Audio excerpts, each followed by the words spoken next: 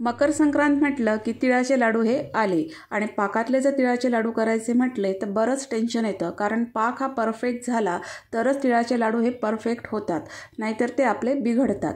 पण आज मी तुमच्यासोबत बिना पाकाची अगदी 10 मिनिटात होणारी तिळाच्या लाडवाची रेसिपी शेअर केलेली आहे। खूप मस्त असे हे लाडू होतात।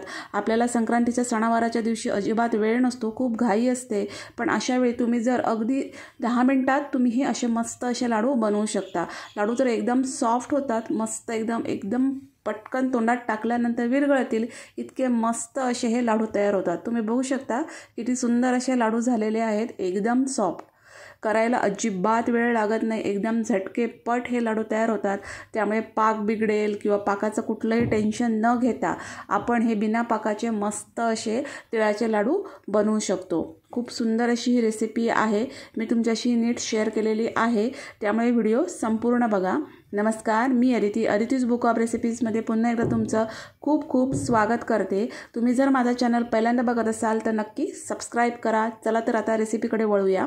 तर इथं मी पॅन ठेवलेला आहे गॅसवर, गॅसची फ्लेम मंद आहे आणि इथं मी 1 कप हे गावरान तीळ घेतलेले आहेत। तीळ गावरान घेतलेले आहेत, ते चवीला खूप छान असतात, म्हणून फक्त ते बाजारातून आणल्यानंतर व्यवस्थित निवडून घ्यायचे आणि एका सुती कपड्याने पुसून घ्यायचे, म्हणजे त्याच्यावर काय धूळ वगैरे असेल तर ती निघून जाईल। तर तीळ हे मंद गॅस फ्लेमवर आपल्याला छान भाजून घ्यायचे आहेत। तीळ भाजले कसे समजायचे तर ते थोडेसे हलके फुलतात आणि थोडेसे उडायला सुरुवात होतात पॅनमध्ये, म्हणजे ते भाजून झाले असे समजायचे। पण तीळ हे जास्त ओव्हर भाजायचे नाही आहेत, नाहीतर ते कडवट होतात। तर तीळ भाजून झालेले आहेत, ते मी एका भांड्यामध्ये काढून घेतलेले आहेत। आता पुन्हा मी गॅसवर पॅन ठेवला आणि त्याच्यामध्ये अर्धा कप हे शेंगदाणे घेतलेले आहेत। शेंगदाणे पण आपल्याला मंद गॅस फ्लेमवर व्यवस्थित भाजून घ्यायचे आहेत। शेंगदाण्यावर हलके डाग पडायला लागले, त्याची वरची सालं थोडीशी निघायला लागली की समजायचे शेंगदाणे आपले परफेक्ट भाजून झालेले आहेत। तर तशा प्रकारे मी हे शेंगदाणे भाजून घेतलेले आहेत आणि ते पण मी त्याच तिळाच्या भांड्यामध्ये काढून घेतलेले आहेत। हे बघा, लाडवाची एकदम सोपी रेसिपी आहे, खूप चविष्ट असे लाडू होतात, एकदम सॉफ्ट। जर वृद्ध मंडळी असतील घरात तर त्यांच्यासाठी तर एकदम बेस्ट अशी ही रेसिपी आहे। नंतर त्याच पॅनमध्ये मी मंद गॅस फ्लेमवर काही बदाम, म्हणजे 17 बदाम मी इथं घेतलेले आहेत, पण तुम्ही इथं पाव कप बदाम घेऊ शकता। तर ते पण मी इथं हलके भाजून घेतलेले आहेत। खूप पौष्टिक अशी ही रेसिपी आपली होणार आहे। हे बघा, तर बदाम पण मी ह्या भांड्यामध्ये काढून घेतलेले आहेत। नंतर पुन्हा आता तेच भांडं मी गॅसवर ठेवलेलं आहे आणि आता हे मी इथं अर्धा कप डेसिकेटेड कोकोनट घेतलेला आहे। तुम्ही याच्याऐवजी सुकं खोबरं पण घेऊ शकता, माझ्याकडे नव्हतं म्हणून मी डेसिकेटेड कोकोनट घेतलेला आहे आणि ते पण मी याच्या मंद गॅस फ्लेमवर असं थोडंसं सोनेरी रंग येईपर्यंत भाजून घेतलेलं आहे। करपवायचं नाही आहे, हलका सोनेरी रंग येईपर्यंत आपल्याला हे भाजून घ्यायचं आहे। ते पण खोबरं मी आता काढून घेतलेलं आहे आणि नंतर मग याच्यामध्ये मी थोडीशी वेलची आणि जायफळची पूड घातलेली आहे। तर एक 10-12 वेलदोडे आणि थोडंसं जायफळ घेऊन मी ते व्यवस्थित कुटून घेतलं आणि मी ही खलबत्त्यामध्ये कुटलेली वेलची जायफळची पूड याच्यामध्ये घातलेली आहे। टेस्ट खूप छान येते वेलची जायफळच्या पुडीमुळे, आवर्जून घाला। आणि आता हे छान असं मी एकत्र करून घेतलेलं आहे आणि आता हे सगळे जे इन्ग्रेडियंट आहेत भाजलेले ते आपल्याला पूर्णपणे गार करून घ्यायचे आहेत। ही फार महत्त्वाची टीप आहे, पूर्णपणे गारच करून घ्यायचे आहेत। हे बघा, सगळे इन्ग्रेडियंट मस्त असे मी गार करून घेतलेले आहेत आणि आता मी हे मिक्सरचा मोठा जार घेतलेला आहे आणि त्याच्यामध्ये मी हे काढून घेतलेले आहेत। हे बघा,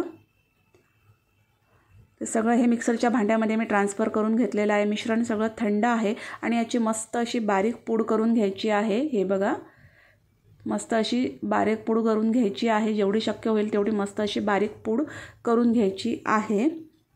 आणि नंतर मग याच्यामध्ये मी हा 1 कप किसलेला गूळ घातलेला आहे। आता गूळ कुठला घ्यायचा तर चिकीचा गूळ अजिबात घ्यायचा नाही आहे, कुठलाही घट्ट गूळ अजिबात घ्यायचा नाही आहे, जो सॉफ्ट आपण नॉर्मल वापरतो रेग्युलर, तर तोच गूळ मी इथं वापरलेला आहे। तर एवढ्या प्रमाणासाठी हा 1 कप गूळ किसलेला हे परफेक्ट प्रमाण आहे। सगळे जे प्रमाण आहे त्याचं मी तुम्हाला डिस्क्रिप्शन बॉक्समध्ये देणारच आहे। तर गूळ या मिश्रणामध्ये व्यवस्थित एकत्र करून घ्यायचा आहे। हे बघा, आणि पुन्हा हे मिक्सरला व्यवस्थित फिरवून घ्यायचं आहे। तर पल्स मोडवर आता हे फिरवून घ्यायचं आहे, कारण एकदम डायरेक्ट जर तुम्ही लावायला गेला मिक्सर तर हे लागणार नाही। तर चालू बंद करून आपल्याला हा जो गूळ आहे त्याच्यामध्ये व्यवस्थित मिक्स करून घ्यायचा आहे। आणि नंतर मग याच्यामध्ये मी 1 चमचा तूप घातलेला आहे। तर 1 चमचा साजूक तूप घातलेला आहे. सगळे प्रमाण जे आहे ते परफेक्ट आहे. ते पण मिक्सरला मी व्यवस्थित फिरवून घेतलेलं आहे आणि बघू शकता तुम्ही आपलं हे मस्त असं हे मिश्रण तयार झालेलं आहे. एकदम सोपी आणि अगदी 10 मिनिटात होणारी ही तिळाच्या लाडवाची रेसिपी आहे. बघू शकता किती पटापट ही रेसिपी आपली होत आहे.